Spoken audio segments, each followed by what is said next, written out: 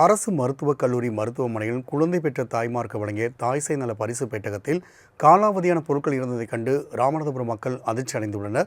இதுகுறித்த கூடுதல் தகவலை எமது செய்தியாளர் கண்ணன் பாபு வழங்க கேட்கலாம். கண்ணன் பாபு, காலாவதியான பொருட்கள் தாய்சேய் பெட்டகத்தில் இருந்தது கண்டு மக்கள் அதிர்ச்சி அடைந்துள்ளனர். என்ன நடந்தது? கூடுதல் விவரங்களை பதிவிடலாம். வணக்கம் ராம்குமார்.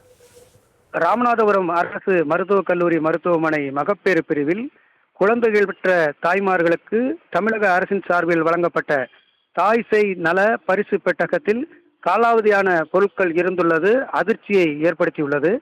ராமநாதபுரம் அரசு மருத்துவக் கல்லூரி மருத்துவமனை மகப்பேறு பிரிவில் நாள்தோறும் 100க்கும் மேற்பட்ட கர்ப்பிணி பெண்கள் சிகிச்சைக்காக வருகின்றனர். தினமும் 10 முதல் 15 பிரசவங்கள் நடைபெற்று வரும் நிலையில் குழந்தை பிறந்த பின்னர் தாய் மற்றும் குழந்தையின் உடல் ஆரோக்கியத்தை பாதுகாத்திடும் வகையில் தமிழக அரசு சுகாதாரத்துறை சார்பில் தாய்சேய் நல பெட்டகம் வழங்கப்படுகிறது. இதில் குழந்தைகளுக்கு தேவையான உடைகள், சோப்பு, ஷாம்பு, உடலில் தேய்க்கக்கூடிய எண்ணெய் மற்றும் மென்மையான படுக்கை உள்ளிட்ட 16 வகையான பொருட்களும், தாயின் உடல் ஆரோக்கியத்திற்கு தேவையான லேகியம் உள்ளிட்ட மருந்து பொருட்களும் வழங்கப்படுகிறது. இந்த நிலையில் ராமநாதபுரம் அரசு மருத்துவமனை மருத்துவக் கல்லூரி மருத்துவமனையில் மகப்பேறு பிரிவில் நேற்று குழந்தை பெற்ற தாய்மார்களுக்கு தமிழக அரசின் சார்பில் வழங்கப்பட்ட தாய்சேய் நல பரிசு பெட்டகத்தில் அனைத்து பொருட்களும் காலாவதியான பொருட்கள் இருந்ததை கண்டு கர்ப்பிணி பெண்கள், குழந்தை பெற்ற தாய்மார்கள் அதிர்ச்சி அடைந்துள்ளனர்.